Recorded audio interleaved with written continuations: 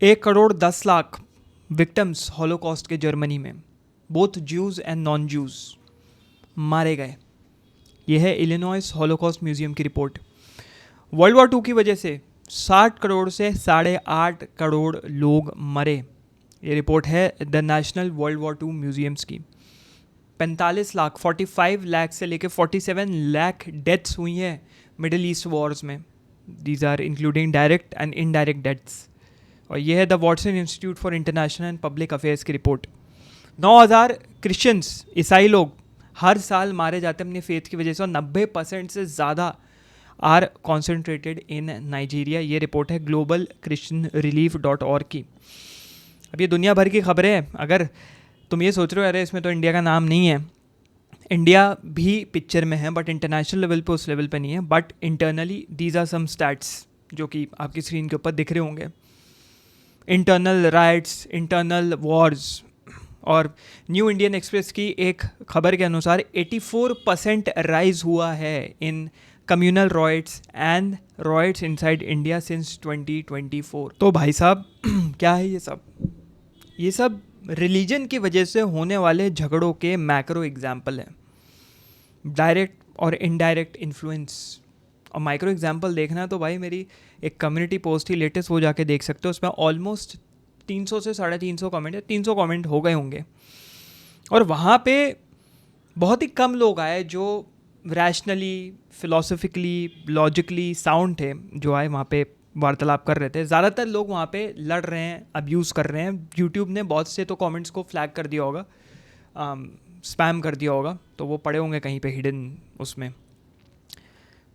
यहाँ पे वियर्ड बात ये थी कि लोग आए, इस कम्युनिटी पोस्ट में जो मैंने सवाल डाला था, लोग आए, दे केम इन एज अ प्रॉफिट जो अपने रिलीजन को प्रोटेक्ट करना चाह रहा था कि मेरा रिलीजन देखो कितना अच्छा है। और इन रिटर्न क्या किया? अपने ही रिलीजन को एक्सप्लॉइट कर दिया bye attacking everyone else. And इस चीज़ ने, इस पर्टिकुलर इंस्टेंस ने तुम्हारे रिलीजन्स का पीस दिखा दिया। बीट एनी रिलीजन, हर रिलीजन के लोग तुम्हें उसमें दिख जाएंगे एक दूसरे को गाली बक रहे हैं। तुम लोगों के लिए ये प्राइड की बात होगी, but this is fear in disguise. अब ये मैं नहीं कह रहा भाई, ये माकियावेली ने 600 साल पहले कह दिया था। Niccolo Machiavelli could see the future, he was an intuitive philosopher.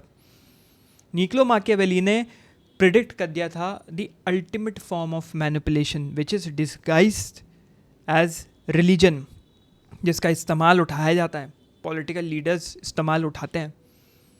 माकियावेली कहते हैं कि what if I told you, अगर मैं तुमसे कहूँ कि रिलीजन कभी गॉड के बारे में था ही नहीं, कि हर होली बुक, हर सीक्रेट रिचुअल, हर डिवाइन वर्ड, हर डिवाइन चीज़, हर होली चीज़ जिसको लोग सर पर रखते हैं, उसके पीछे एक इंसान था, एक रूलर था, एक पॉलिटिकल लीडर था जो स्ट्रिंग्स पुल कर रहा था। कितना वियर्ड लगेगा। निकोलो माकियावेली का काम था, he was like a mind who stripped the divine of the holiness. Holiness में से डिविनिटी निकाल दी। और उन्होंने कहा कि भाई रिलीजन सैल्वेशन नहीं है। तुम सोच रहे हो भाई redemption, ultimate form of redemption, ultimate salvation, it is a form of mass control. भेड़ को जैसे कंट्रोल किया जाता है ना, वो है। और भेड़ चराने वाला कहाँ है वो किसी को नहीं पता, वो छुप के बैठा हुआ है। आज के इस लेक्चर में हम लोग माकियावेली के इस अनचिलिंग, अनफेज्ड, नो फक्स गिवन फिलॉसफी के बारे में बात करेंगे, जहाँ पे कहते हैं फेथ, भरोसा। फेथ इज नॉट लाइट, रोशनी नहीं है। जो लोग बोलते हैं तो रोशनी है भाई, लाइट है। Light at the end of the tunnel ना, टनल के उस तरफ लाइट है। इट इज़ पावर, और all power dynamics, all power manipulation. और पावर उसी के पास जाती है जिसको उसका इस्तेमाल करना आता है। तो माकियावेली की भाषा में अच्छा लीडर वही होता है जो मास पॉपुलेशन को मैनिपुलेट कर पाए on the basis of religion. This was Machiavelli's core philosophy, जिसके ऊपर उन्होंने अपनी किताबें लिखी। तो इस लेक्चर में मैं नहीं चाहता कि तुम भाई बैठ जाओ और देखो ऐसे पुतले की तरह बैठ के वीडियो देखो, लेक्चर देखो। अपने काउंटर आर्ग्यूमेंट्स नीचे लिखते जाओ एज वी प्रोग्रेस। बिल्कुल लिखते जाओ, and I appreciate people coming in countering. बहुत लोग बोलते हैं कि मैं कमेंट डिलीट कर देता हूँ या मेरे को अच्छा नहीं लगता तो मैं कमेंट हटा देता हूँ. ना तो भाई मेरे पास टाइम है देख भाई, ना तो मेरे को फ़र्क पड़ता है इतने जनसंख्या में कोई कमेंट कर रहा है. यूट्यूब ना, अगर तुम एक साथ 100 कमेंट छोड़ने की कोशिश करोगे ना, 100 क्या मैं ज़्यादा बोल दिया, 3 से ज़्यादा कमेंट एक बार में छोड़ने की कोशिश करोगे, स्पैम करके उसको हाइड कर देता है. तो मेरे हाथ में है नहीं. तो आप कमेंट करें. अगर आप अपने रिलीजन को रिप्रेजेंट कर रहे हैं तो उसको इस तरीके से रिप्रेजेंट करना कि वो एक अच्छा इंप्रेशन छोड़े. अगर तुम ये सोच के आ रहे हो कि मैं आऊँगा, अपनी प्राइड दिखाऊंगा, सबको नीचा दिखाऊंगा कि मेरा धर्म और मैं बेटर क्यों हूँ क्योंकि मैंने इतना पढ़ा हुआ है, तो तुम अपने धर्म की रिस्पेक्ट नहीं कराओगे. तुम अपना बेवकूफ़ खुद बनवा रहे हो और अपने धर्म को भी नीचे खींच रहे हो. तो रिस्पेक्ट करवानी है तो रिस्पेक्ट से आना. और यहाँ पे जितने भी कंटेंट क्रिएटर्स हैं जो भी कंटेंट बनाना चाहते थे या बना रहे हैं and they want to earn or know how to earn creating content, तो मैंने उन सब के लिए एक पेड कम्युनिटी लॉन्च करी है जिसका लिंक डिस्क्रिप्शन में मिल जाएगा. तो वो जाके आप चेकआउट कर सकते हैं. वहाँ पे लाइव सेशंस होते हैं, वीक के 2 ग्रुप कॉल्स होते हैं, वहाँ पे मेंटोर्स हैं, वहाँ पे आपको आपके क्वेश्चंस का लाइव आंसर दिया जाएगा. 24/7 कोशिश करी जाती है देने की. वहाँ पे आपको फ्री रिसोर्सेज मिलेंगे, आप लोगों को गाइड किया जाएगा कि how you can earn money by creating content. Legit community है, लाइव है, ये कोई कोर्स फोर्स नहीं है. और जो लोग अफोर्ड नहीं कर सकते, मेरा दूसरा चैनल फॉलो करो फराज खान, उसके ऊपर मैं फ्री में बहुत रिसोर्सेज डाल रहा हूँ इन सब से रिलेटेड. और एक और चीज़ बता दूँ, master class 2.0 in the cards आ गया है. बेटर होने वाला है, डायनामिक होने वाला है, इंटरेस्टिंग होने वाला है और इस बार पहले से ज़्यादा अफोर्डेबल होने वाला है. इतने एलिमेंट्स मिलेंगे तुम्हें इतने अफोर्डेबल रेट में, it would B mind blowing. तो डिस्क्रिप्शन चेक करते रहना, ज्वाइन कर लो. यहाँ पे ना आगे प्रोग्रेस करने से पहले थोड़ा सा हिस्ट्री ऑफ रिलीजन को समझना पड़ेगा. रिलीजन इवॉल्व कैसे हुआ है. हर रिलीजन ना जो आज की डेट पे हम देखते हैं वो कुछ चंद रिलीजन्स में या कल्चर्स से प्रोग्रेस करते हुए आया है. It was very mediocre. तो यहाँ पे ना आगे बढ़ने से पहले हमें ना हिस्ट्री ऑफ रिलीजन समझना पड़ेगा. हर रिलीजन जो आज तुम देख रहे हो, जो उसकी रूट्स हैं, वो स्टार्टिंग से कहीं ना कहीं इवॉल्व करते हुए आई हैं और जैसे जैसे वो इवॉल्व करी हैं और ज़्यादा सोफिस्टिकेटेड बन गई हैं. शुरुआती रिलीजन्स में जैसे इट वाज बेसिक कि भाई जान माल इन सब का प्रोटेक्शन रहे, शेल्टर रहे, God of this, God of thunder, God of fire, God of would, God of water, ये सब. और जैसे जैसे तुम आगे बढ़ते जो है ब्राह्मिक रिलीजन्स में, रिलीजन सोफिस्टिकेटेड होते जा रहे हैं. फॉर एग्जांपल जैसे इस्लाम को देख लो, तो 1400 साल पहले आया है वो religion and it is more sophisticated than let's say Christianity, let's say Judaism. मतलब उसमें आप इकोनॉमिक रिफॉर्म्स देखोगे, आप सोशल रिफॉर्म्स देखोगे. क्योंकि जैसे जैसे दुनिया आगे प्रोग्रेस करती गई है, टेक्नोलॉजी प्रोग्रेस करती गई है, अब तो भाई जान भी सेफ़ है, खाने पीने को भी है, फार्मिंग भी चल रही है. अब इंसान क्या करे, इंसान क्या नए चीज़ें बनाए, तो उसके अंदर सोफिस्टिकेशंस लानी शुरू कर दी. भाई इकोनॉमिक रिफॉर्म, शादी ऐसे होनी चाहिए, सोशली ऐसे रहना चाहिए, इस तरीके से अपने आप को प्रेजेंट करना चाहिए, इस तरीके से ये वो. तो जो गोल्डन पीरियड था क्रिश्चियनिटी के अराउंड, वहाँ पे बहुत ज़्यादा सब कुछ बहुत अच्छा चल रहा था. तो कि भाई एक ह्यूमन को कंपैशनेट और कैसे बनना चाहिए, तो एक बेटर प्रोसेस कैसे बनाया जा सकता है इंसान का, that is what religion has evolved into, right. तो बेसर फियर से मोर एब्स्ट्रैक्ट फियर के तरफ रिलीजन्स जाते गए हैं. और माकियावेली को तुम देखोगे कि he has been talking around this, ये जो फियर्स हैं उसके अराउंड और कैसे ये स्ट्रक्चर में डेवलप हो गए हैं, उसके अराउंड माकियावेली ने अपनी किताबों में बात करी है. अब मैं आपसे एक सवाल पूछता हूँ, डू यू थिंक कि जैसे बायोलॉजिकल एवोल्यूशन होता है वैसे ही रिलीजियस एवोल्यूशन होता है due to the course of time? मतलब जैसे जैसे बायोलॉजिकली चीज़ें इवॉल्व हुई है, डार्विन की एवोल्यूशन थ्योरी आगे बढ़ी है, कहाँ से लोग इवॉल्व हुए हैं, जानवर इवॉल्व हुए हैं, वैसे ही क्या रिलीजन भी इवॉल्व होता हुआ आया है? इट्स अ क्वेश्चन, आप उसका जवाब नीचे जाके दे सकते हैं. अब हम लोग क्या करेंगे ना, मैं किताब तो यहाँ पे लाया नहीं, बट इनकी जो किताब है द प्रिंस और लीवी जो भी आप बोलना चाहें, उनके रेफरेंसेस लेते हुए यहाँ पे थोड़ा सा समझने की कोशिश करेंगे कि कैसे रिलीजन का इस्तेमाल करते हैं political leaders to exploit the masses. सबसे पहला इन्होंने कहा religion is not secret, it's useful. कि अपने दिमाग से निकाल दो कि रिलीजन एक होली चीज़ है। रिलीजन एक ऐसी चीज़ है जो कि आपके दिमाग के तार सुन कर देगी, आपको सम्मोहित कर देगी। नहीं नहीं नहीं, it is a tool, it is a weapon. माकियावेली ने पॉलिटिक्स को और मोरालिटी को तोड़ के रख दिया। माकियावेली के लिए रिलीजन डिवाइन नहीं है, रिलीजन होली नहीं है, रिलीजन स्ट्रैटेजिक है। रिलीजन चेस बोर्ड के तरह है जहाँ पे हर एक पीस सोच समझ के चलाया जाता है, क्योंकि at the end of the day सामने वाले राजा को गिराना है। इन्होंने कहा रिलीजन फियर डालता है आपके अंदर, ओबीडियंस डालता है कि आप बातें माने, रूल्स माने, और मॉरल रिस्ट्रेंट डालता है कि ये नहीं करना, वो नहीं करना, शादी से पहले सेक्सुअल एक्टिविटी में पार्टिसिपेट नहीं करना, किसी के लिए बुरा नहीं बोलना है। अगर आपने किसी बगल वाले की बाउंड्री से कुछ तोड़ लिया बिना उसकी परमिशन के तो वो चोरी कहलाती है। आपको ये नहीं करना, आपको वो नहीं करना। And these scenarios are perfect for controlling large masses या लार्ज पॉपुलेशंस। बड़े बहुमूल्य जो जनसंख्या है उसको कंट्रोल करने के लिए सबसे बढ़िया चीज़ है। इन्होंने कोटेशन दिया, प्रिंसेस मतलब राजकुमार should appear religious even if they are not. कि तुम भले ही, इनका राजकुमार का मतलब समझ लो या राजा का मतलब समझ लो पॉलिटिकल लीडर।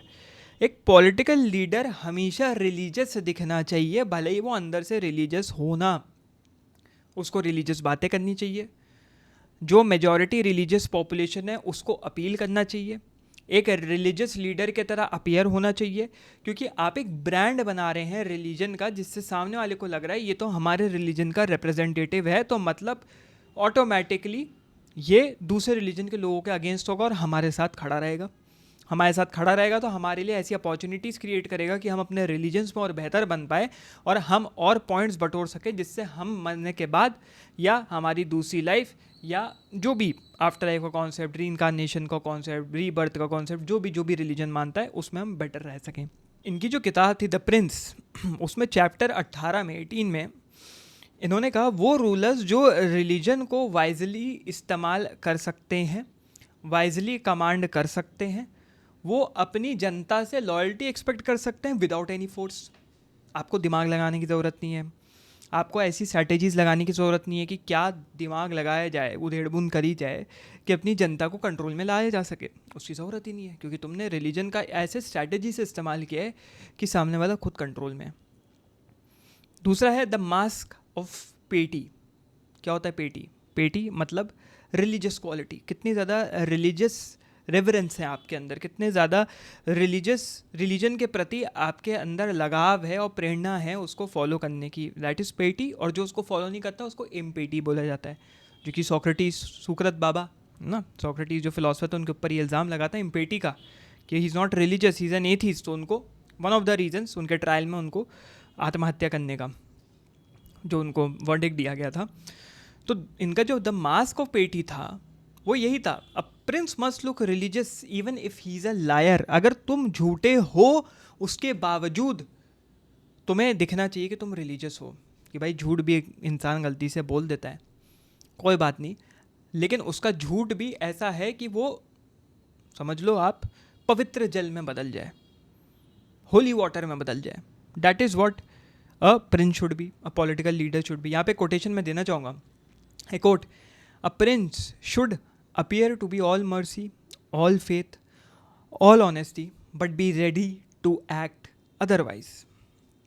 अब यहाँ पे अदरवाइज के बहुत सारे implications हैं, वॉर, मारकाट, control, totalitarian regime, fascist regime, dictator regime.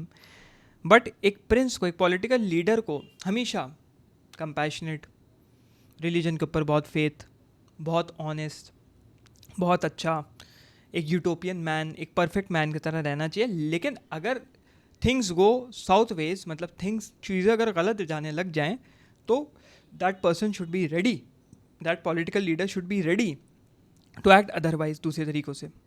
समझ रहे हो? अगेन द प्रिंस चैप्टर 18 में इन्होंने पब्लिक पेटी के बारे में बात करी, विच इज़ रिलीजियस क्वालिटी, कि रिलीजियस क्वालिटी ट्रस्ट जगाता है आपकी जनता में कि भाई हाँ ये तो हमारे जैसा है, जो मैंने बताया ये राजा तो हमारे जैसा है।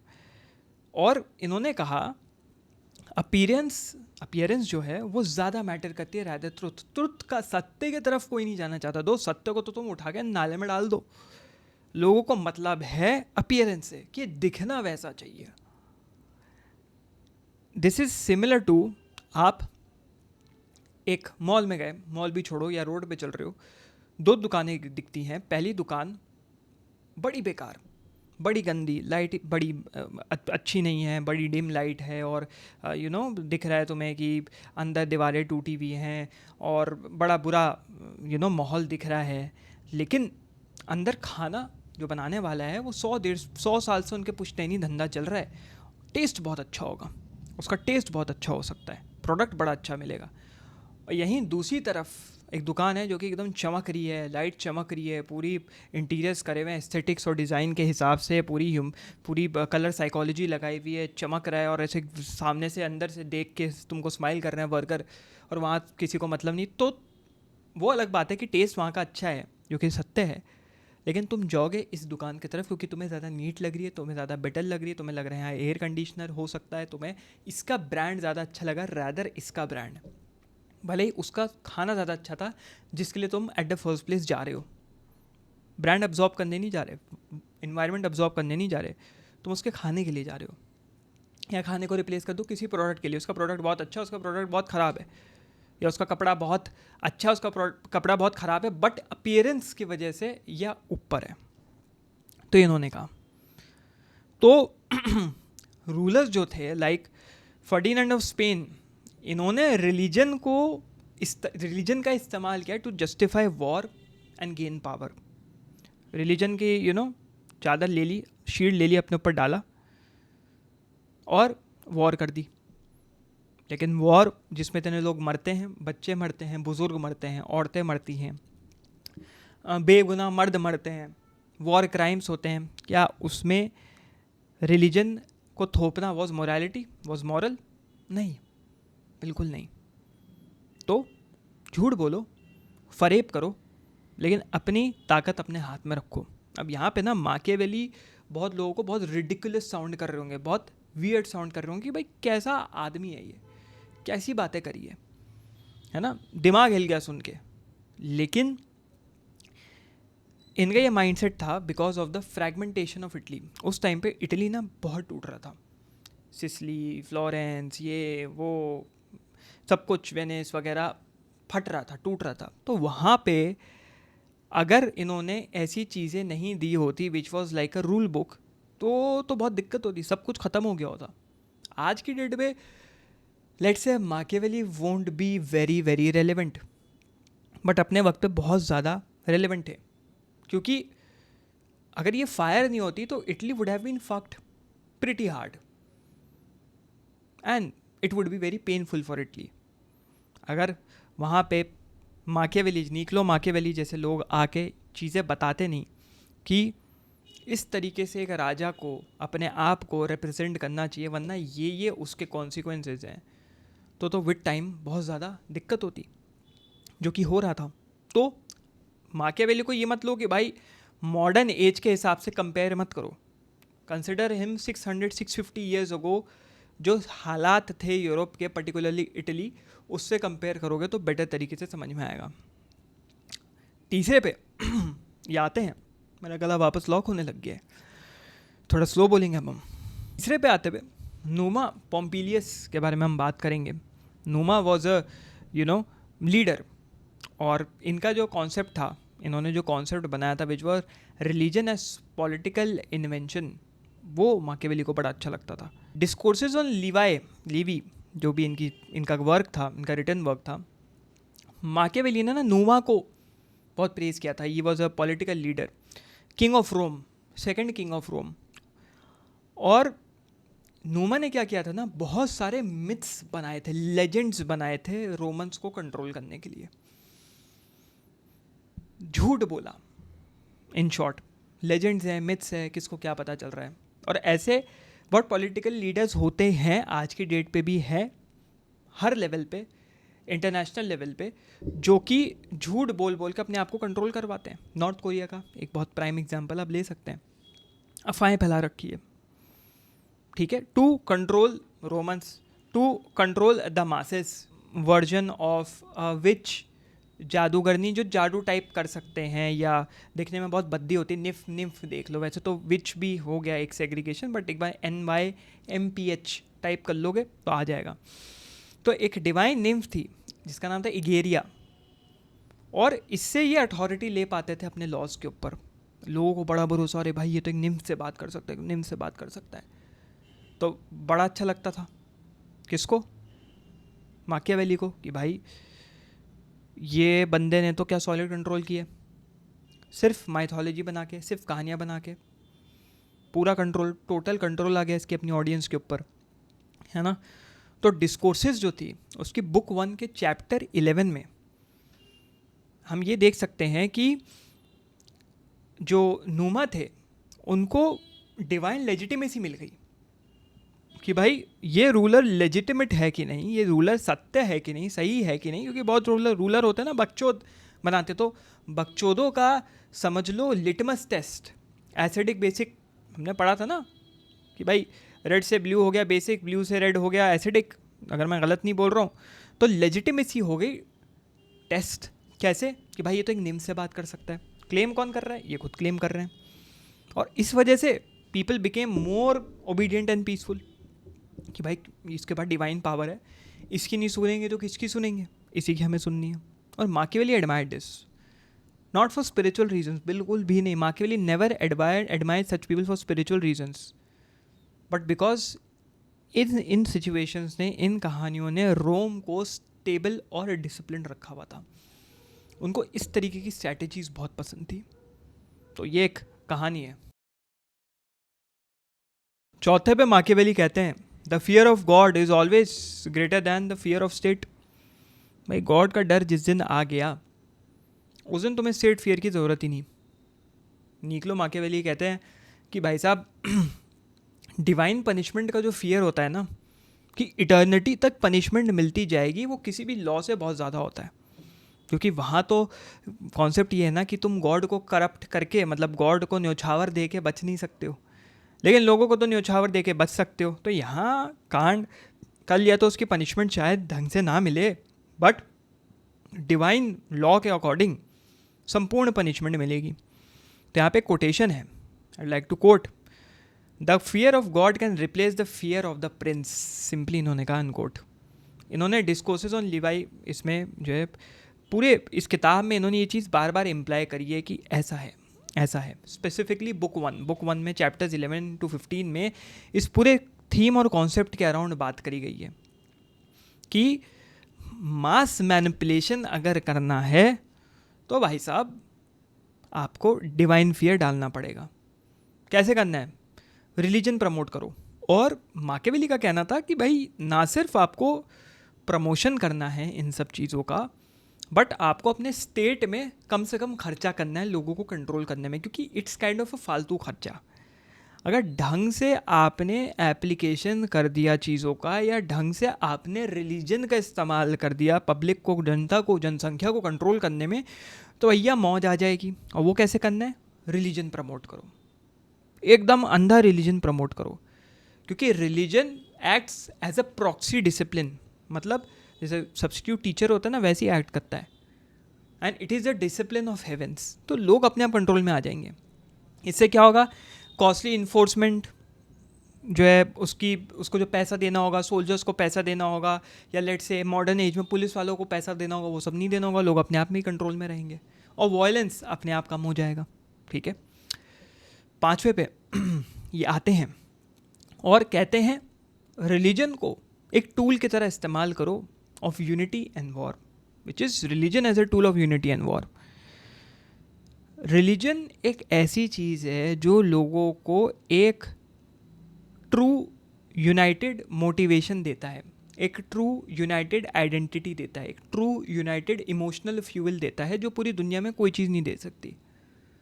रोमन लीडर्स जो है रिचुअल्स, गॉड्स, ओमेंस यूज़ करते थे अपनी आर्मीज़ को रैली करवाते हुए, हल्ला करते हुए, अपने कॉन्क्वेस्ट को जस्टिफाई करते थे, अपने गार्ड को जस्टिफाई करते थे। मैंने हिटलर के ऊपर रिसेंटली लेक्चर बनाया है। उसमें क्या, हिटलर, उसके जो सारे इनर सर्कल के लोग थे, सारे टॉप नाजी लीडर्स थे, वो यही करते थे, जस्टिफाई करते थे अपने एक्ट्स कि हम आर्यन रेस को प्योर बनाने के लिए जूस का कत्लेआम कर रहे हैं। So we have given a justification, a divine justification. They were like using Christianity kind of, कि भाई हम क्रिश्चियनिटी को सरपास करवाने की भी कोशिश कर रहे हैं, doing this by killing Jews, as many Jews as we can. अगर आप डॉक्यूमेंट्रीज देखें या पढ़ें तो ये नज़र नहीं आएगा कि those were Christian people. Highest Nazi ranking officials जो थे वो क्रिश्चियनिटी के against anti Christian kind of थे। हिटलर खुद भी डायरेक्टली नहीं बोलता था कि I am a Christian, but actions ऐसे दिखाते थे कि they are Christian, because majority population Christians की थी। उनको सम्मोहित करना था, उनको हिप्नोटाइज करना था। तो जो कहा माकियावेली ने वो ये, और मोस्ट प्रोबेबली हिटलर ने भी पढ़ी होगी माकियावेली, गलत इस्तेमाल उठाया उसका, ठीक है। अब डिस्कोर्सेस पे अगर हम वापस आएँ बुक 1 चैप्टर 15 पे, तो माकियावेली ने इस चीज़ को एक एसेंशियल पार्ट देखा। This is not for salvation कि भाई तुम्हें सैल्वेशन मिल जाएगी, रिलीजियस एक पॉलिटिकल लीडर बोल रहा है कि रिलीजियस बन जाओ, गॉड्स पे भरोसा करें। नहीं नहीं नहीं, ये सैल्वेशन के लिए है ही नहीं। ये नेशनल यूनिटी और मिलिट्री पावर के लिए। हमें बेस्ट बनाना है अपनी नेशनल यूनिटी को, हमें कम से कम खर्चे रखने हैं, स्ट्रैटेजिक रिजर्व्स रखने हैं, मिलिट्री पावर को बेस्ट बनाना है। तो वो कैसे होगा? वो होगा जब आप रिलीजन को एक इमोशनल ग्लू के तरह इस्तेमाल करेंगे, है ना, गोंद के तरह इस्तेमाल करेंगे रिपब्लिक्स को और एम्पायर्स को जोड़ने में। तो religion is nothing but a tool. उसको आप ग्लू की तरह यूज़ करें, एमसील की तरह यूज़ करें, उसको आप हथियार की तरह यूज़ करें, किसी की तरह भी यूज़ करें, it's just a tool. Number 6 पे आता है the corruption of the church. अपने वक्त इनके तो बड़ा चलता था माकियावेली का, मैं बता दूं, चर्च के साथ बड़े कांड चलते थे। बहुत बार चर्च ने कोशिश करी है कि इसको लटका दिया जाए, इसको कुछ कर दिया जाए, बर्न टू द स्टेक। उस वक्त तो पब्लिक एग्जीक्यूशन होता था, स्टेक पे बांध के जला दिया जाता था। बहुत अलग अलग तरीके के, एक आता था ना, डिस्कवरी पे आता था, डिस्कवरी साइंस पे आता था, एंशंट वेपन्स नहीं था, एक था जो एंशंट टॉर्चर टेक्निक्स दिखाता था। 2 ताड़ के पेड़ ऐसे करे हैं, पाम ट्रीज, और टांगे एक तरफ ये बांध दिया, गर्दन और पैर घोड़ों से बांध दी, या हाथ घोड़ों से बांध दिया, दोनों एक तरफ भागे, पेट काट के इंटेस्टाइन निकाल रहे हैं। ये ज़्यादा हो जाएगा, ये 100 मूवी की तरह सीन लग रहे हैं, बट आप देख सकते हैं वो आता था। तो मारना चाहते थे भाई, तो इसको, ये बंदा तो कांड कर रहा है, but he was very much against the Catholic church of his time. इनका कहना था, but not for religious reasons, religion की वजह से नहीं, बट फॉर पॉलिटिकल रीजन, कि ये ना बहुत उंगली कर रहा है चर्च को इतनी उंगली करने की ज़रूरत है नहीं। इन्होंने कहा, I quote, the church has kept and keeps our country divided, I unquote. Church का काम है ये डिवाइड करना, divide and rule. Discourses book 1 chapter 12 में आपको मिल जाएगा। इन्होंने देखा कि पैपेसी जो है, जो पोप वाला सिस्टम होता है ना, पैपेसी उसको बोलते हैं, एक पॉलिटिकल एक्टर की तरह है, एक कैमियो रोल। जैसे आप अपने स्टैनली भैया का कैमियो रोल होता था मार्वल की मूवियों में, वैसे कैमियो रोल कर रहे हैं हर कंट्री की मूवी में। ये जो है पावर में भी इंटरेस्टेड है, ये लैंड में भी इंटरेस्टेड है, ये कंट्रोल में भी इंटरेस्टेड है। भैया जिस चीज़ के लिए तुम थे, विच वॉज वर्च्यू, वो तुम्हारी यहाँ घुइयाँ लेने चली गई, वो है कहाँ? तुम वर्च्यू, तुम जीसस क्राइस्ट की, द डिवाइन, द होली की बात मानते हो, मदर मैरी की बात मानते हो, गॉड की बात मानते हो, तुम ये कहाँ चले गए भैया? ये कहाँ वर्च्यू में आ गए? और चर्च गिल्टी था, इन्होंने ये कहा, बिकॉज इट स्प्लिट इटली को भागों में तोड़ दिया था, और इस वजह से इटली की जो इंडिपेंडेंस थी वो वीकन हो गई थी, वो कमज़ोर हो गई थी। और जो ट्रू रिलीजन था, जो ट्रू क्रिश्चियनिटी था, जो ट्रू क्राइस्ट के वर्ड्स थे, जो ट्रू रिडेम्पशन और सैल्वेशन था, वो सब मिल गया तेल में। क्योंकि अब चर्च को, पोप को मतलब है कितनी ज़मीन आ रही है, मेरे थ्रू पॉलिटिकल चीज़ें जा रही कि नहीं। आज की डेट में भी होता है, आज की डेट में भी पोप इंटरवीन करने की कोशिश करते हैं इंटरनेशनल पब्लिक रिलेशंस में, इंटरनेशनल रिलेशंस में। देखा नहीं है, पोप जा रहा है।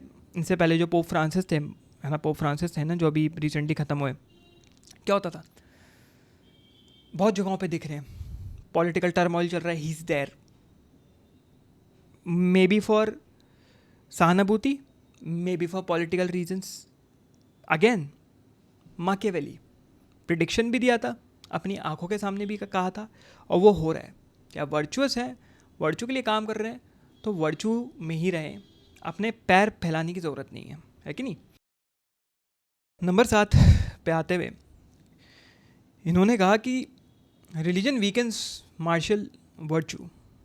मतलब जो ट्रू रिलीजन होता है अकॉर्डिंग टू माकियावेली, वो एक्शन, करेज और सिविक ड्यूटी प्रमोट करना चाहिए, नॉट जस्ट ह्यूमिलिटी, जो कि रिलीजन एक ह्यूमिलिएशन का फॉर्म बन के रह गया है। क्रिश्चियनिटी इनके व्यू में, जो आज की क्रिश्चियनिटी है, पैपेसी है, उसने मर्दों को वीक बना दिया है। क्यों? क्योंकि सफरिंग को बहुत ज़्यादा वैल्यू करने लग गए ओवर स्ट्रेंथ, जो कि नीचे ने भी आगे कहा था, फ्रीडरिक नीचा द जर्मन फिलोसफर। क्योंकि हम लोग क्रिश्चियनिटी की बात कर रहे हैं, the only philosopher was very anti Christian and solid arguments दिए थे, विच वॉज नीचा। एंड एक ये आप कह सकते हैं स्टेमिंग फ्रॉम माकियावेली, विच वॉज कि भाई man have become soft, suffering suffering suffering कहते हैं, स्ट्रेंथ के बारे में बात नहीं करते हैं। अगेन डिस्कोर्सेस बुक 2 चैप्टर 2 में आपको देखने को मिल जाएगा। इन्होंने रोमन रिलीजन को एडमायर किया। भाई रोमन एम्पायर उस वक्त फियरलेस, पैट्रियोटिक, स्ट्रॉन्ग मर्दों को, बच्चों को, औरतों को जन्म देता था। मतलब मर्द डायरेक्टली जन्म नहीं, बच्चे ही मर्द औरत बनेंगे, but you get my point. ये नहीं कमज़ोर हैं, रो रहे हैं, सीसिया रहे हैं, छुछुंदर की तरह इधर से उधर भाग रहे हैं। माकियावेली ने बहुत गंदे वर्ड्स यूज़ करे अपने टाइम पे, गंदे मतलब गाली गलौच नहीं, बट रिवोल्टिंग वर्ड्स का इस्तेमाल किया।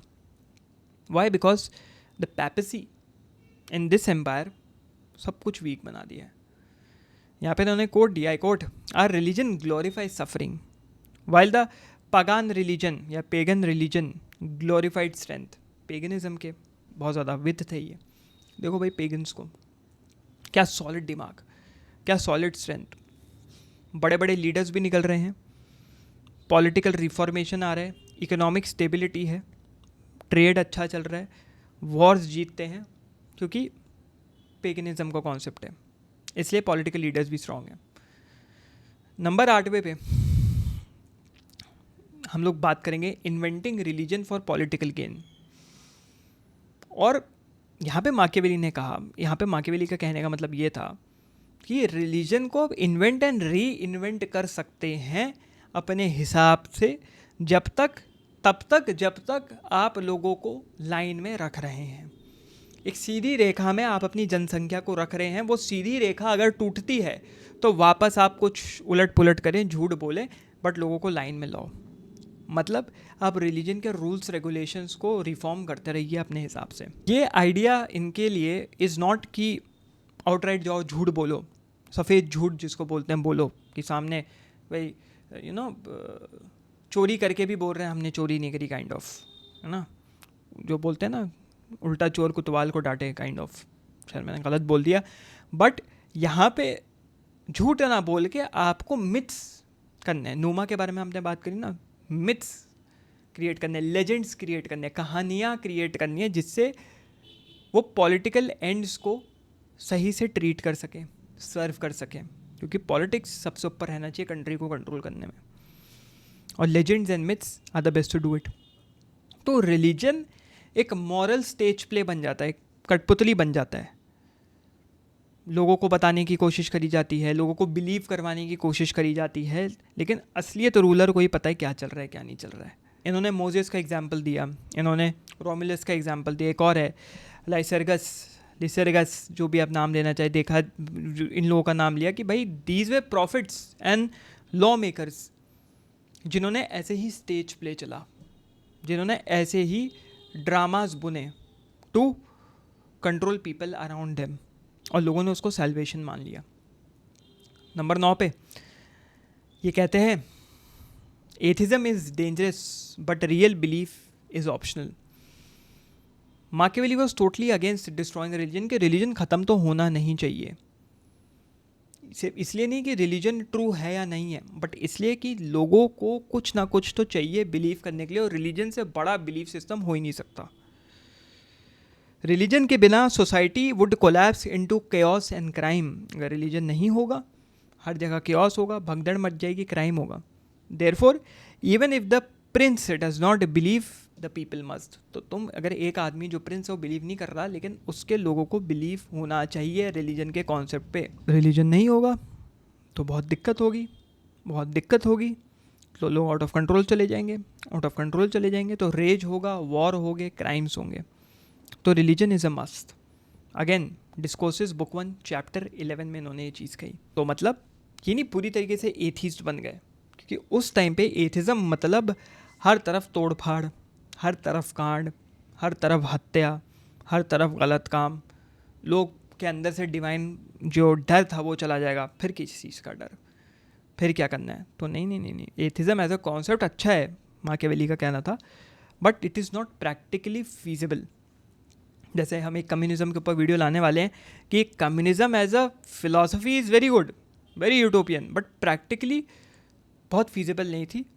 और majority communist countries, communist governments गिरी हैं। क्यों गिरी हैं, वाई कम्युनिज्म फेल्ड, उसके ऊपर हम एक लेक्चर ज़रूर बनाएंगे।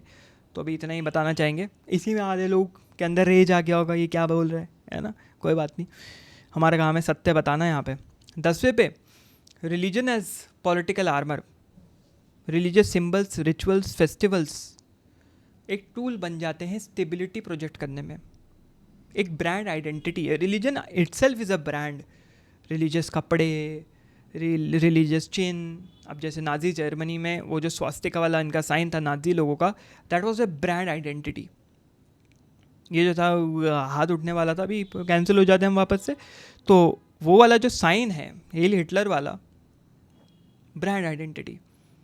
आर्यंस का पूरा डिपिक्शन, गोल्डन बाल, है ना, ब्लू आँखें, कोरी चमड़ी, वाइट दूध जैसी, लंबे चौड़े। और पता है मैंने हिटलर का लेक्चर बना दिया, उसके बाद मेरे को ये रियलाइज़ हुआ, जिसने नहीं देखा जाके देख सकता है, Hitler explain like never before, कि ये जितने नाजी रूलर्स थे, ये जो नाजी टॉप लोग थे जिन्होंने आर्यन समाज का एक फाइन एग्जाम्पल दिया, उनमें से एक भी खुद तो आर्यन जैसा लगता नहीं था। हिटलर को ही देख लो, आंखें ब्लू नहीं थी, छोटा था हाइट में, बाल काले थे, स्किन इतनी चमकती नहीं थी, और सारे जितने भी हिटलर के आसपास के सर्कल के लोग थे ना, सब ऐसे थे, एक आध को छोड़ के। This is what manipulation. लोगों ने ये सोचा ही नहीं कि ये जो साले बता रहे हैं ये खुद तो वैसे लगते नहीं हैं, फिर कैसे बोल रहे हैं। लेकिन लोग अंधे हो जाते हैं जब ब्रांड सामने आता है। That is what it does. It is similar to बड़े brand like Christian Dior, Louis Vuitton. तुमको आया था ना, चाइना ने भी एक्सपोज किया था, 1000-1200 का जो 2000 का बैग बनता है वो 1-1, 1.5-1.5 लाख में बेचते हैं, लोग ले रहे हैं, इवन आफ्टर नोइंग कि चाइना में सस्ते में बना है। That is what brand does. इसकी ट्रुथ भूल जाता है इंसान। तो रिलीजन इज़ लाइक दैट, एक टूल बन जाता है तो प्रोजेक्ट स्टेबिलिटी। तो उन्होंने कहा व्हेन प्रिंसेस फेस रेबिलियन और crisis, religion is their shield. जब भी क्राइसिस आए, जब भी महामारी आए, जब भी परेशानी आए, तो रिलीजन को इस शील्ड की तरह यूज़ करो। अपने आप को ऐसे दिखाओ जिस पे उन्होंने कहा they appear chosen by God, immune to criticism, protected by divine will. तुम उनकी क्रिटिसिज्म नहीं कर सकते, तुम्हारे ऊपर गॉड का हाथ है, तुमको डिवाइन ऑर्डर की वजह से भेजा गया है यहाँ पे। This is what religious leaders does, this is what political leaders does. Divine order, divine will, सामने वाला घबरा जाएगा, फेथ पे मानने लग जाएगा, क्योंकि फेथ हिलता रहता है, हिलता रहता है, क्योंकि किसी ने आंखों से देखा नहीं है। और वहीं कोई आके एक प्राइम एग्जाम्पल बनने की कोशिश करता है, देखो मैं हूँ अवतार जिसको ऊपर वाले ने चूज़ किया है, तो वो हिलता डुलता फेथ स्टेबलाइज हो जाता है कि हाँ ये बोल रहा है तो होगा।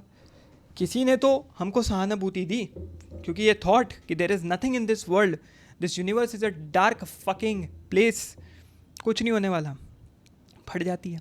तो वहाँ पे एक इंसान आके अगर स्टेबिलिटी दे रहा है तो क्या नुकसान है, क्या बुराई है ना।